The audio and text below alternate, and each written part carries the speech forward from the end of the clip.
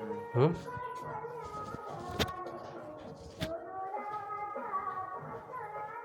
बाल बुझाओगे नहीं रो, छोटे छोटे हो जाते तो।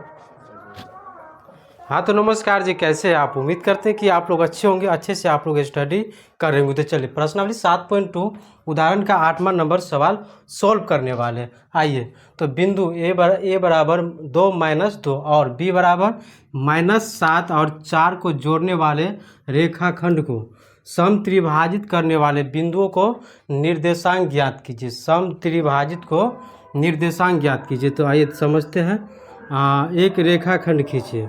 एक रेखाखंड का नाम ए और बी। तो ए बराबर कितना है 2 - 2, बी बराबर कितना है 7 4। अब क्या बोल रहा है कि त्रिभाजित करने वाले बिंदु, तो त्रिभाजित करने वाले बिंदु पी और क्यू हैं।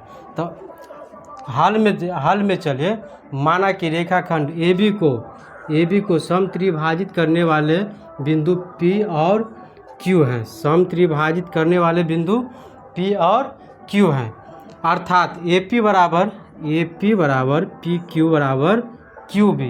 ए पी बराबर पी क्यू बराबर क्यू बी। तो ए बराबर कितना है, ए बराबर 2 - 2, बी बराबर -7 और 4, पी बराबर 1 और 4।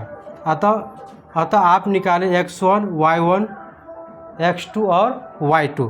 तो x1 के 2, y1 के -2, x2 के -7, y2 4। m1 अनुपात m2 बराबर कितना आएगा 1:2। अतः आप निकालें x विभाजन सूत्र से, तो x और y निकालना है। तो m1 x2 प्लस में m2 x1 बटा में m1 प्लस m2। x1 कितना, x2 सॉरी m1 कितना है, m1 1, तो 1 गुने में x2 कितना है, x2 है -7 प्लस 2 गुने 2, तो m2 और x1 2 गुने में 2 बटे m1 और m2, तो 1 प्लस में 2। इतना तक समझ में आ गया आप लोग को। अब y बराबर निकाले m1 y2 प्लस m2 और y1। देखिए 1 गुने में 4 प्लस 2 गुने में -2 बटे में 1 प्लस 2। अब यहाँ पे आ जाइए -7 माइनस के 7 प्लस के 4, तो कितना आ जाएगा माइनस का 3, 4 और 4 -4 और 4 कितना 0, 0 बटे में 3।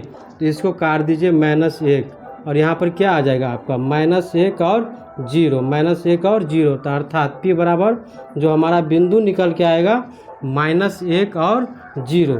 तो इसी प्रकार से आपका 8वां नंबर उदाहरण समाप्त हुआ। आप चलेंगे नेक्स्ट उदाहरण 9 नंबर पे।